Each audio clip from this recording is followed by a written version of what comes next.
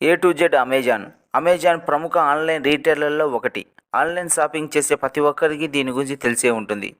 ఆవు పిడకల నుంచి ఐఫోన్ వరకు అమెజాన్లో ఆర్డర్ చేస్తే చాలు మన ఇంటికే వచ్చేస్తాయి. అయితే ఈ సంస్థ ఎప్పుడు పుట్టింది, ఎప్పుడు మొదలైంది, దీని లోగో వెనుక ఉన్న కథ ఏంటి, ఈ స్టోరీలో తెలుసుకుందాం. ఈ సంస్థ చిన్నగా ప్రారంభమయ్యి ఒకే చోట లభించే స్టోర్ని ఏర్పాటు చేయాలనుకుంది.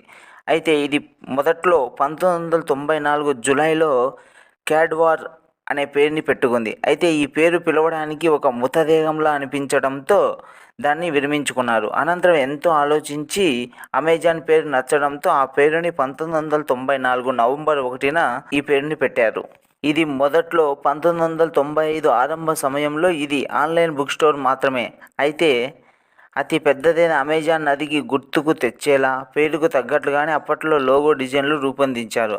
ఆ లోగోలో ఏ అనే అక్షరాన్ని పెద్దదిగా తీసుకున్నారు. అందులోని ప్రవహిస్తున్న నదిని సింబాలిక్గా చేసి ఆ అక్షరం కింద అమెజాన్.com అనే పేరు కూడా పెట్టారు. తమదే అతిపెద్ద ఆన్లైన్ బుక్ స్టోర్ అని 1998లో ఆ సంస్థ ప్రచారం చేసుకుంది. అందుకు అనుగుణంగానే లోగోను తన లోగోలో కొన్ని మార్పు చేర్పులు కూడా చేశారు.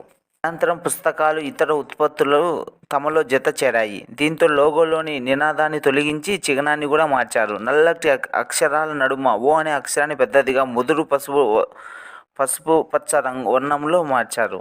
అయితే 6 నెలల్లోనే లోగో మారిపోయింది. అమెజాన్ అక్షరాలు చివరిసారిగా 2000 సంవత్సరంలో లోగోని స్వల్ప మార్పులు జరిగాయి. కిందికి రివర్స్లో ఉన్న వంపు తిరిగిన గీతను తిరిగేసి స్మైల్కి సంకేతంగా మార్చారు. ఏ టు జెడ్ అక్షరం వరకు మాత్రమే ఈ లైన్ని కొనసాగించారు.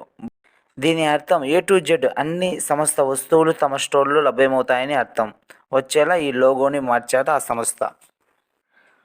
మీరు ఇది కొత్తగా తెలుసుకున్నట్టయితే సబ్స్క్రైబ్ చేసుకోవడం మాత్రం మర్చిపోకండి.